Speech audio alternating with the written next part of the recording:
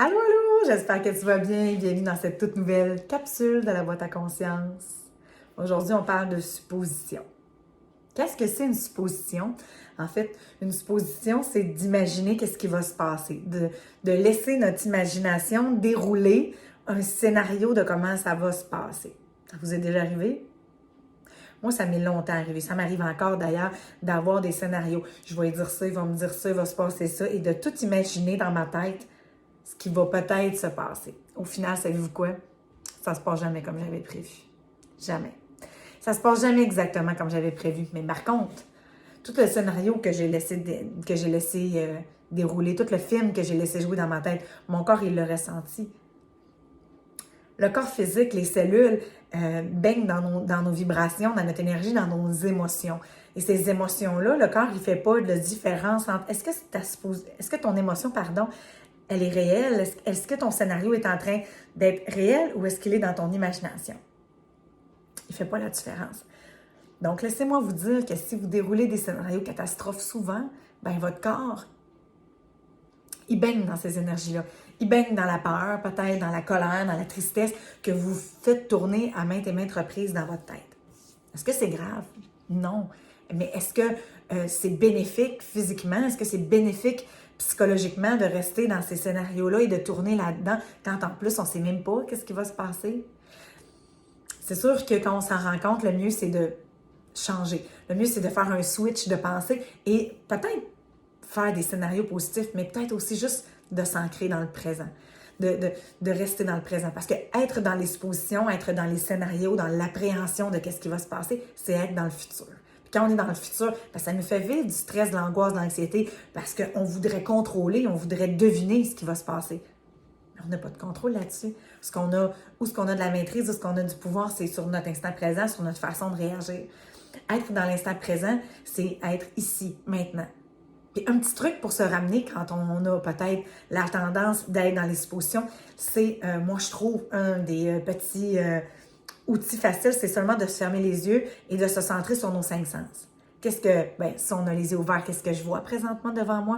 Qu'est-ce que ça me fait ressentir? Qu'est-ce que je sens? Qu'est-ce que j'entends? Qu'est-ce que je touche? La peau, est-ce que je suis assise sur une chaise? Est-ce que je suis capable de sentir la chaise sous mon poids, finalement, la température peut-être? Et automatiquement, en revenant dans le ressenti, dans qu'est-ce qu'on ressent à travers nos portes sensorielles, à travers nos 5 sens, on redevient automatiquement dans l'instant présent. C'est un truc que j'ai utilisé longtemps quand je faisais les extensions de cils en esthétique, puisque souvent la cliente, elle était dans un état de relaxation et moi, je faisais un travail qui était quand même assez monotone, si on veut, là, qui est de création, mais où c'était dans le silence, où c'était un peu méditatif. Par contre, parfois, mes pensées pouvaient me jouer des tours. Elles pouvaient tomber dans des suppositions, dans des scénarios, Et à ce moment-là, je faisais ça pour me recentrer. Ne pas faire de suppositions, c'est un des 4 accords Toltec, qui sont les gardiens de notre paix d'esprit. Demeurer le plus possible dans l'instant présent, en être conscient, c'est maintenir une paix d'esprit à l'intérieur de soi. Quand on est dans le futur, on s'agite. On agite parce qu'on fait plein de scénarios, puis en même temps, il n'y a rien vraiment de tout ça qui va se passer. Donc, on perd énormément de nos ressources, de notre énergie à faire ces suppositions-là, à se placer dans le futur, et en même temps, on ne fait pas confiance au processus. On ne fait pas confiance. C'est effectivement un accent processus. En tout cas, c'est pas grave, il faut la garder comme ça, je ne vais pas la reprendre. Mais ce que je veux dire, c'est on ne fait pas confiance à la vie au final, parce que la vie, tout ce qui se passe, tout ce qui se présente est parfait. Et parfois, on n'est pas assez objectif, on n'a pas assez pris de hauteur, on n'est peut-être pas assez conscient et intelligent pour comprendre tout ce qui va se passer et pourquoi on vit exactement ce qu'on vit. Tu sais, dans d'autres capsules, je vous l'ai expliqué, il y a plein de choses qui nous arrivent que sur le coup, on trouve que c'est peut-être négatif ou que ça n'a pas sa raison d'être, qu'on pourrait croire ça finalement, mais qu'au final, des fois quelques jours plus tard, des fois quelques semaines plus tard, des fois quelques mois plus tard, on se rend compte que ça avait tellement sa raison d'être, c'était juste parfait. Puis ça nous a permis de développer des compétences, d'apprendre sur soi pour qu'est-ce qui se passe à une prochaine étape de notre vie finalement, aux prochaines expériences qu'on va avoir à vivre.